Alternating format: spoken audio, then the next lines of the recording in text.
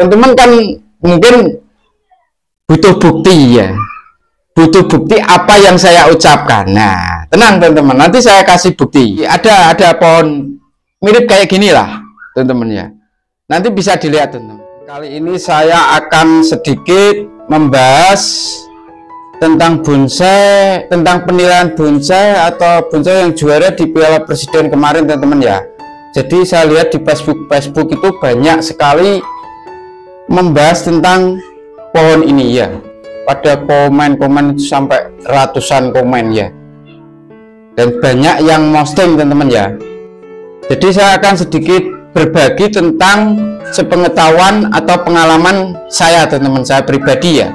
Nah, sekarang kita bahas tentang yang dikeluhkan, mungkin yang dibuat bahasan pohon ini adalah kaki teman-teman ya.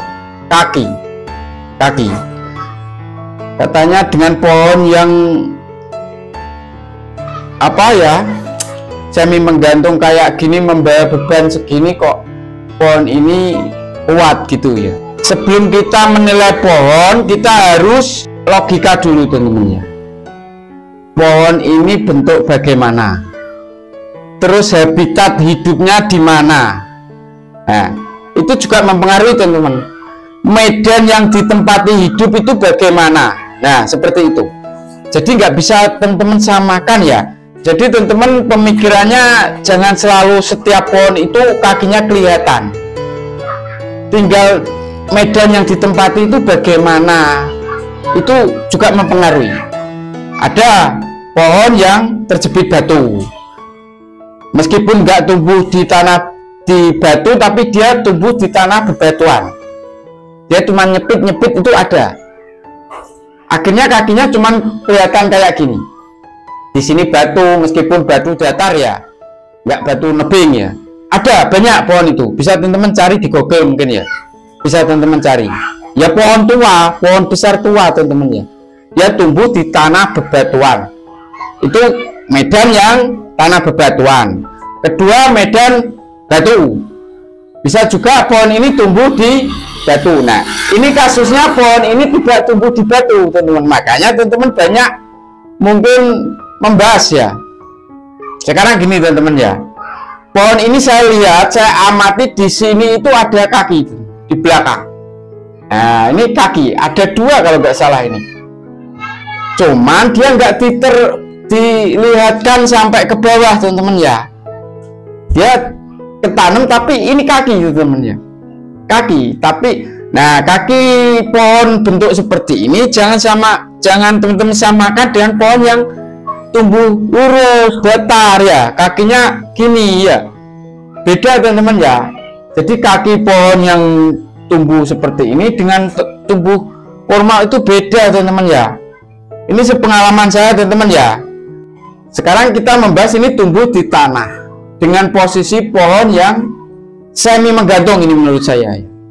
Semi menggantung. Semi menggantung itu kasket. Kalau lebih dari pot itu kasket teman-teman. Ini semi menggantung. Nah, sekarang gini teman-teman ya. Tinggal teman-teman menilai pohon ini kalau di alam teman-teman ya. Sepengalaman saya dongkel di alam. Jadi saya dulu juga pendangkal teman-teman ya, keluar masuk hutan untuk nyari dangkelan. Setiap saya menemukan pohon bentuk seperti ini, biasanya di bawahnya ini kalau nggak jurang, sungai teman-teman ya. Mungkin sungai agak besar ya. Ini sepengalaman saya. Pohon kalau gaya seperti ini, kalau nggak ini jurang, ini sungai. Nah, seperti itu. Nah, terus kita membahas akarnya teman-teman. Pohon ini di atas ini dia datar atau di sini ada bukit. Nah, bukit teman-teman. Bukit itu tanah yang tinggi teman-teman ya. Seandainya gini, nah saya gambarkan aja. Nah, seandainya gini, di sini itu ada tanah yang tinggi. Nah, di sini sungai. Nah, sungai. Banyak di alam saya jumpai seperti ini. Kalau memang pohon ini tumbuh di depan bukit, bukit yang biasanya di hutan tuh sungai tinggi teman-teman ya, dia tumbuh di atasnya sungai seperti ini. Nah, tinggal ini atasnya sungai ini tinggi atau datar. Nah, mungkin segini aja. Itu tergantung kasus medannya, teman-teman. Kalau saya lihat ini penataannya seperti ini berarti datar, teman-teman. Kalau saya lihat kasusnya ini, teman-teman ya, pohon ini di sini dikasih cabang dan ranting, berarti pohon ini di belakangnya tumbuhnya datar, teman-teman. Segini aja, atau bisa datar. Nah, bisa datar, teman-teman. Soalnya di sini ada pertumbuhan, teman-teman. Pertumbuhan yang normal menurut saya. Tapi masih lebih normal yang ke sini, teman-teman ya. Soalnya mungkin satu, di sini ada sungai, dia banyak sirkulasi angin jalan terus. Nah, pohon itu kan dia suka dengan angin, air dan panas. Mungkin di sini banyak sinar yang datang dari sini. Di sini mungkin banyak semak-semak ya. Nah, itu masuk akal. Terus lagi, teman-teman ya, ini berarti datar, teman-teman ya, dia tumbuh di datar. Nah, tumbuh di datar. Sebenarnya pohon ini kok tidak ada akarnya, tidak, nggak ada kakinya, tidak. Ini sebenarnya pohon ini ada kakinya, teman-teman. Jadi jangan salah, teman-teman, ini nggak ada kaki. Ada, teman-teman, sepengalaman saya. Cuman dengan kondisi pohon ini tumbuh di pinggir perenggan tanah ini, perenggan bukit, yang di sini itu ketanam, teman-teman ya, ketanam sampai sini. Nah, kalau kita ini mau dikelihatkan sampai ke sini, nanti tidak proporsional dan ngambang ya. Nah, kaki seperti biasanya pohon seperti ini kakinya enggak kayak kaki pohon yang tumbuh normal gini, kayak ruji apa ya. Nah, seperti ini ya. Ini mungkin biasanya cuma 1 atau 2 aja gini, bisa 3. Mungkin yang lainnya di belakang. Ini ada, teman-teman, kaki. Cuman dia bawah, teman-teman. Kenapa di bawah, teman-teman ya? Karena dia untuk menahan ini agar dia tidak jatuh, teman-teman ya. Agar dia tidak jatuh. Nah, kalau pohon ini jatuh, otomatis kaki yang ini terlihat, teman-teman ya. Ini akan dia ngambang. Nah, itu tergantung lagi, teman-teman ya, media yang ditempati tanahnya itu sering aus apa enggak ya, longsor apa enggak. Kalau tanahnya sering longsor, logikanya di sini akar itu terlihat ngambang, teman-teman. Jadi terlihat, jadi kayak aus itu loh, kayak longsor gitu. Nah, di sini biasanya dia akan potnya itu sampai sini nanti. Nah, ini akan nempel ke tanah kalau di alam ya. Kalau pohon ini benar-benar roboh longsor, kasusnya seperti itu, teman. Ini pengalaman saya yang selama mencari dangkalan di hutan, teman. Ini akan nempel. Nah, ini bukannya dia pohon ini nggak punya kaki, bukan, teman-teman ya. Cuman pohon ini dengan tumbuh kasus medannya seperti ini, dia kakinya itu di bawah, teman-teman. Mungkin cuma 1 atau 2 di sini. Nah, kalau kita tampilkan sampai ke bawah di sini, kayaknya tampilannya kurang enak ya, kurang enak tampilannya, teman-teman. Jadi kayak malah justru jadi kayak pohon ini nggak keker, teman-teman ya. Jadi nggak keker. Kalau ini kaki terlihat, pohon ini justru malah roboh, teman-teman ya. Pohon kalau ini akarnya dia terlihat muter kayak gini, teman-teman ya. Saya praktek kayak kakinya kelihatan semua gini, malah justru pohon ini tidak keker, teman-teman. Roboh nanti, tanah-tanah aus ya. Nah, sekali lagi untuk teman-teman, kalau membuat bonsai, menggarap bonsai tidak harus nomor 1 kaki ya. Ya, itu teman-teman sudah dalam pikirannya itu nomor 1 kaki ya. Sebelumnya pengajarannya seperti itu ya, kaki. Tergantung jenis pohon, medan yang ditempati, tanah atau batu, nah, longsor apa enggak. Nah, itu teman-teman ya. Itu kalau kita mempelajari logika alam teman-teman ya. Kalau kita bikin bonsai dicantik-cantikan, diindah-indahkan, itu juga bisa teman-teman ya. Itu tergantung yang menikmati, yang merasakan. Seandainya pelukis itu disuruh membuat wajah orang, justru lukisannya ini lebih cantik dari wajah orang ini sendiri, dicantik-cantikan. Ada pelukis seperti ini, ada yang persis mirip. Nah, ini tergantung yang pesen lukisan, dia seneng dicantik-cantikan atau diseneng natural apa adanya seperti wajahnya sendiri. Tapi itu sah-sah saja ya, tergantung yang menikmati, yang melihat, yang merasakan. Tidak ada salahnya. Nah, ini teman-teman kan, ini sepengalaman saya sudah saya jelaskan ya. Teman-teman kan mungkin butuh bukti ya. Butuh bukti apa yang saya ucapkan. Nah, tenang teman-teman, nanti saya kasih bukti. Jadi dangkalan teman-teman ya. Jadi kasus dangkalan pohon mirip kayak gini lah teman-teman ya. Nanti bisa dilihat teman-teman. Saya tidak membahas yang ini teman-teman ya. Saya hanya membahas kaki, soalnya yang saya lihat di online, di Facebook, di anu itu kaki yang diperdebatkan, kok nggak roboh pohon ini. Justru kalau kakinya terlihat semua, ini pohon ini sudah nempel, ini nempel tanah teman-teman. Roboh justru ini kekuatannya di sini teman-teman. Nah, ini kalau di alam, ini kaki ini dalam teman-teman. Nah, karena ini tipis, karena ini tanah ini aus, jadi kaki nggak bisa kelihatan seperti ini teman-teman, kayak bonsai formal. Nah, jadi kaki nggak bisa gini, kayak yang teman-teman kayak bonsai formal ya. Mungkin teman-teman bayangannya kayak bonsai formal seperti ini. Nah, jadi harus melihat kasusnya dulu ya teman-teman, medan yang ditempati, gerak pohon ini bagaimana, bentuk pohon ini kayak apa, bentuknya bagaimana. Seperti saya jelaskan tadi, dia biasanya di sini sungai.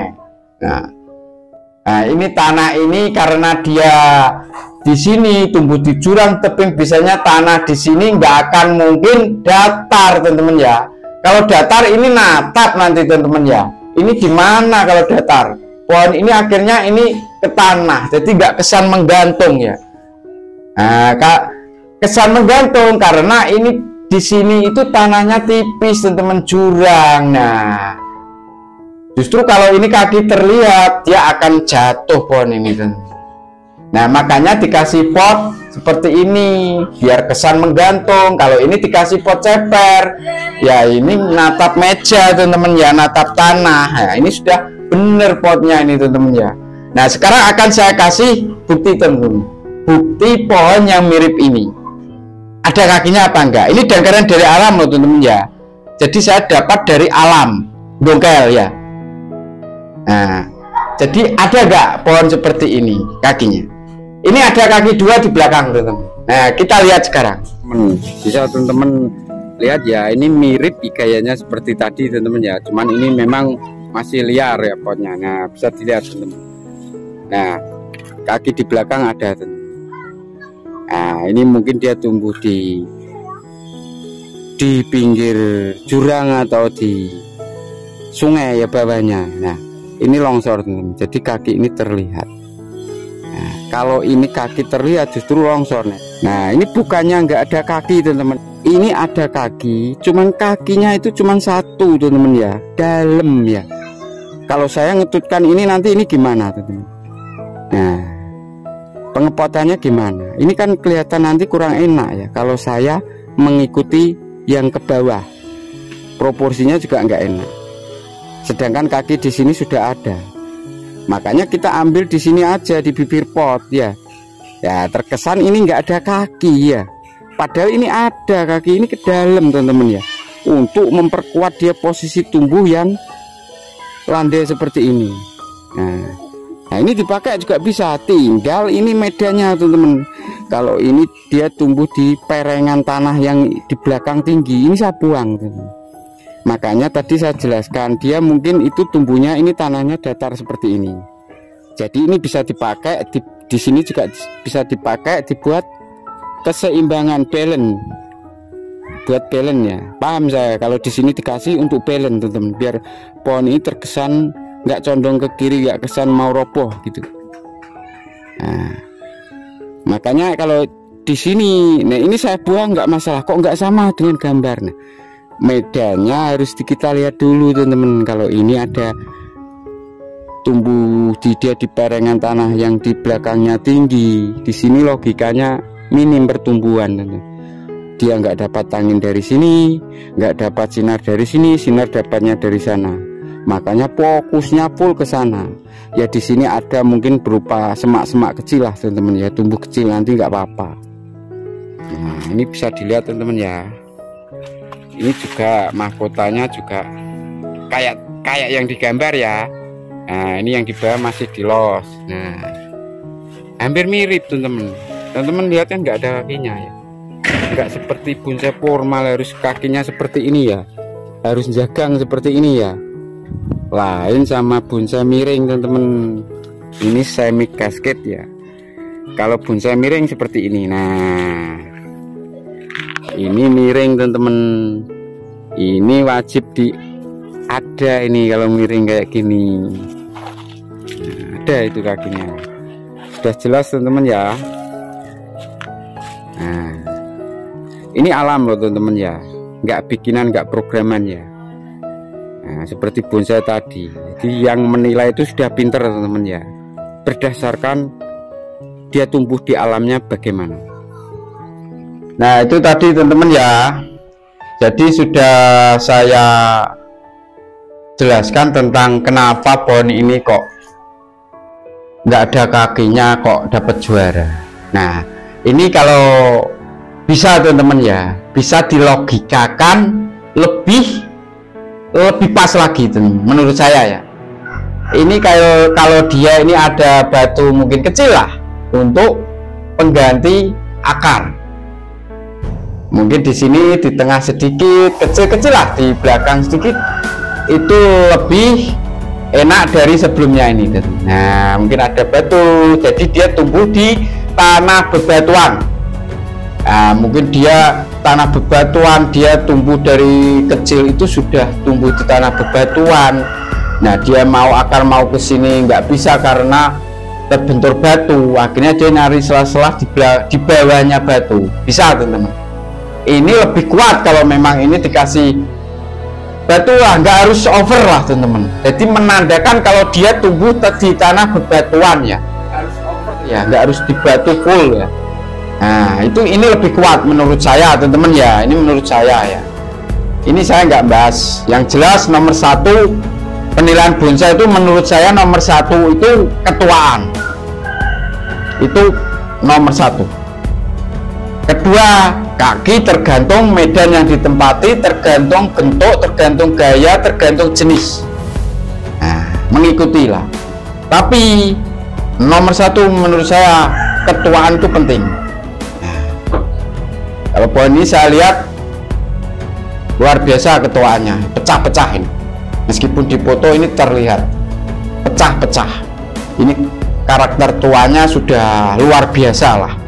Seolah-olah pohon ini ratusan tahun ya di alam ini. Kalau saya lihat ketuanya ini, jadi saya nggak membahas lain-lain teman-teman ya.